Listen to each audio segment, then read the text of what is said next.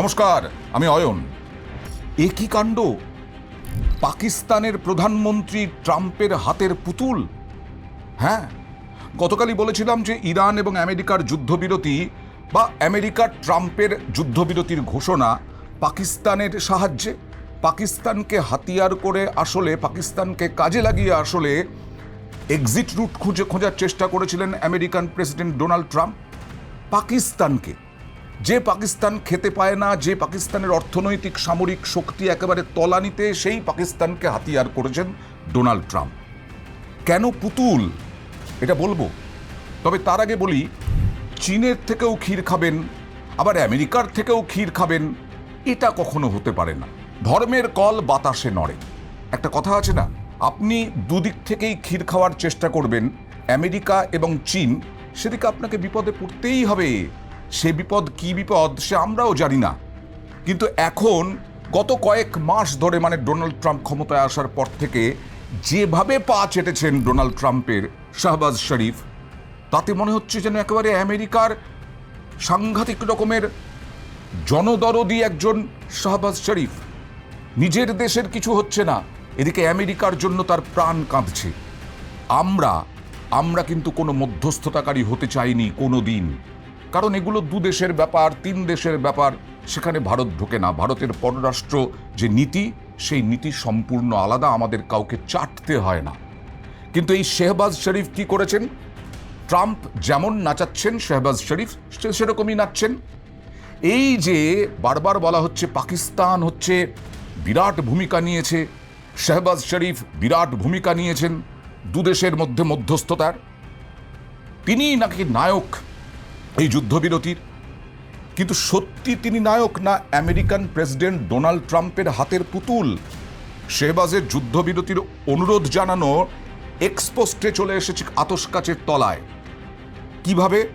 New York টাইমসের একটি প্রতিবেদন দাবি করা হয়েছে, শাহবাজ শরীফ এক স্যান্ডেলে যেটা লিখেছেন আমেরিকান প্রেসিডেন্ট ডোনাল্ড ট্রাম্পকে উদ্দেশ্য করে, যে আপনি প্লিজ যুদ্ধবিরতি করুন, যুদ্ধবিরতি ঘোষণা করুন, তাহলে দু দেশের মধ্যে যুদ্ধবিরতি ঘোষণা করলে তাহলে পরিস্থিতি অনেক স্বাভাবিক হবে। নিউ ইয়র্ক টাইমস বলছে যে তিনি নাকি এটা পোস্ট করার আগে, আবার বলছি, এই পোস্ট করেছেন এক স্যান্ডেলে, সেই এক স্যান্ডেলে পোস্ট করার আগে ট্রাম্পকে দেখিয়ে নিয়েছিলেন পোস্ট, এবং হোয়াইট হাউসের অনুমোদন পাওয়ার পরেই এক স্যান্ডেলে পোস্ট করতে পারলেন শাহবাজ শরীফ।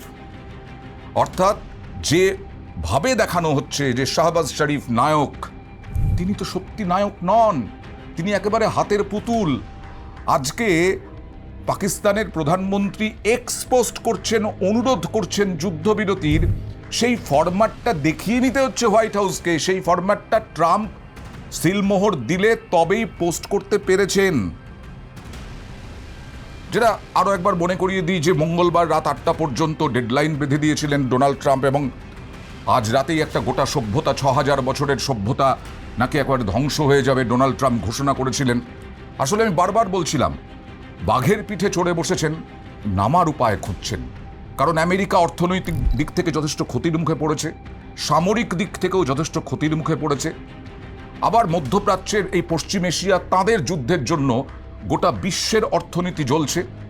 কোনো না কোনোভাবে এক্সিট রুট খুঁজতেই হতো, আর সেই কারণে পাকিস্তানকে কাজে লাগানো হলো। নিজের পোস্টে পাকিস্তানের প্রধানমন্ত্রী কি লিখেছিলেন আপনাদের একবার জানাই। পশ্চিম এশিয়ায় যুদ্ধ থামানোর লক্ষ্যে বা যুদ্ধ শেষ করার লক্ষ্যে কূটনৈতিক প্রচেষ্টা চলছে। আমি আন্তরিকভাবে প্রেসিডেন্ট ডোনাল্ড ট্রাম্পকে 2 সপ্তাহের জন্য ডেডলাইন বাড়ানোর অনুরোধ করছি। একই সঙ্গে ইরানের কাছে অনুরোধ, তারা যেন হরমুজ প্রণালী খুলে দেয়। এবং এই পোস্টে ট্রাম্প আমেরিকার শীর্ষ সামরিক কর্তা যারা, তাদেরকেও ট্যাগ করেন প্রধানমন্ত্রী শাহবাজ শরীফ। নিউ ইয়র্ক টাইমসের প্রতিবেদনে বলা হচ্ছে যে শাহবাজ শরীফের এটা নিজের বয়ান নয়, তাকে লিখতে বলা হয়েছে।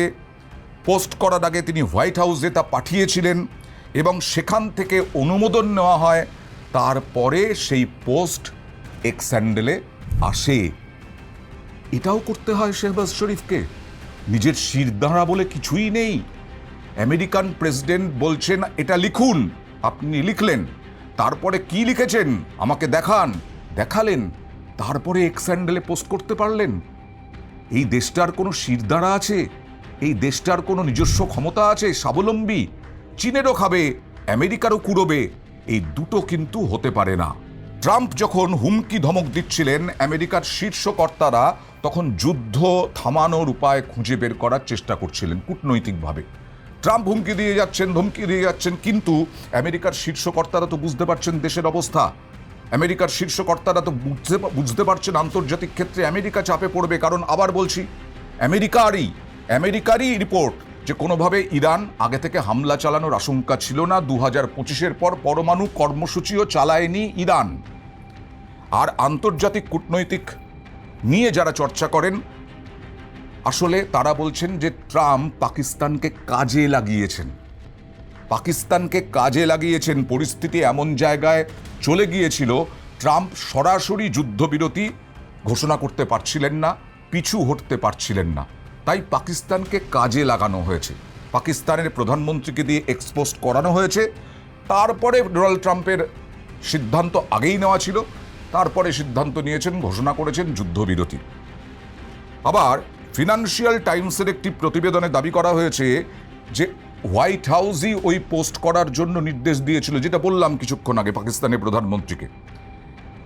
আমেরিকার যুদ্ধবিরতির প্রভাব ইরানের কাছে গ্রহণযোগ্য করে তোলা এই শেহবাজ শরীফের কাজ ছিল। আর সেই লক্ষ্যেই পাকিস্তানের সামরিক নেতৃত্ব, পাকিস্তানের সেনাপ্রধান আসিম মুনির ইরানের সঙ্গে যোগাযোগ রেখে চলেছিলেন। প্রতিবেদন অনুযায়ী আমেরিকা মনে করছিল মুসলিম অধ্যুষিত একটি প্রতিবেশী দেশের মাধ্যমে প্রস্তাব পাঠালে ইরানের কাছে ইতিবাচক বার্তা যাবে। অর্থাৎ পাকিস্তানের প্রতিবেশী ইরান, এর আগে ইরানও ধমকি দিয়েছিল পাকিস্তানকে যে পাকিস্তান থেকে যদি কোনো আক্রমণ আসে তাহলে পাকিস্তানকেও দেখে নেওয়া হবে। আর সেই ইরানের যেহেতু প্রতিবেশী দেশ, মুসলিম অধ্যুষিত দেশ, তাই আমেরিকান প্রেসিডেন্ট ডোনাল্ড ট্রাম্প পাকিস্তানকে কাজে লাগালেন।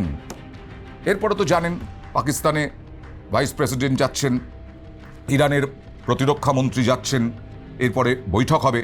কিন্তু হরমুজ প্রণালী এখনো খোলেনি ইরান, কারণ লেবাননকেও আক্রমণ করছে লেবাননকেও আক্রমণ করছে ইসরায়েল।